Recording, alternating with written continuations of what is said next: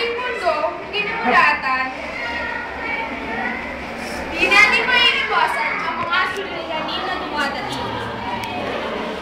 Ngunit gaano nga ba katatag ang pamilya sa pagharap ng mga problema? At paano pa natin ito hinaharap? Ngayon, ipapakinggan namin ang 4 na problema.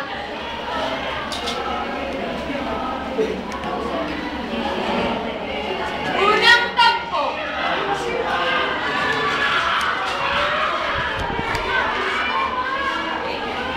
Habang nag-aaral, ang kanilang inay ay umuwi si Tess galing sa trabaho. Paano ko pag walang kanin? Gusto mo? Yay! Yay! Nandito na si Daddy!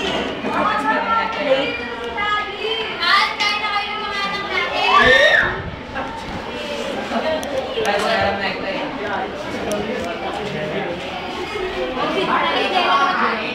Siguro busog pa ako eh.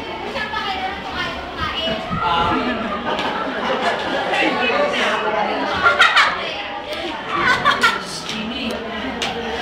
Arvin. Hinapumasan!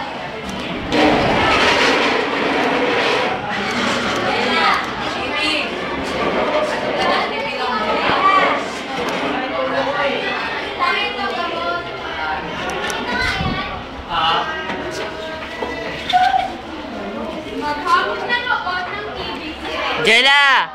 Naalala na may report pa siyang dapat gawin. Inaumagahan, nagmamagaling umalis ni Renz ng bahay. Bitoys! Bitoys! Bitoys! Sa opisina, aba Renz, absent ka naman pala. Sali ba si Jella? Oo.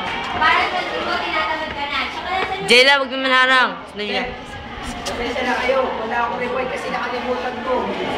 aba, hindi ka naman dating ganyan na. Kasi rin nakalimutan ko ate.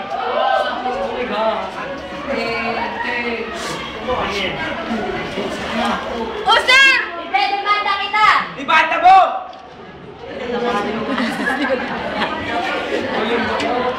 Gwapo ah! Bakit daw siya? Hi! Pag-uwi sa bahay, ano saan sahod mo? Nawala na ako ng trabaho eh. Bakit? Ano nangyari? Basta, ubus na ako. Kumain ka yan! Mika. Yee! Si Darwin. Hindi naman nakagano si Darwin. Diba? Sige, I know! Wala ka first.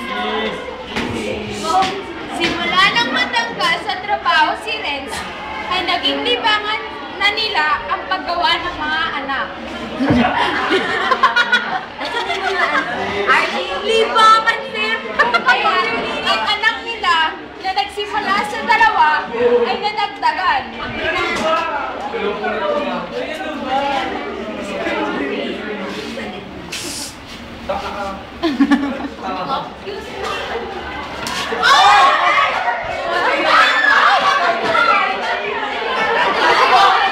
Anong nangyari? Anong nangyari, sir? Ano kaya yun? Simi, anong nangyari? At dahil sa ginawa niya sa manager, ginulong si Rex. Kinidnap pala. Ngayon pala na si Rex sa bahay nila, nagkaroon ng maraming problema. Keteng kami sote. Dali! Pikachu!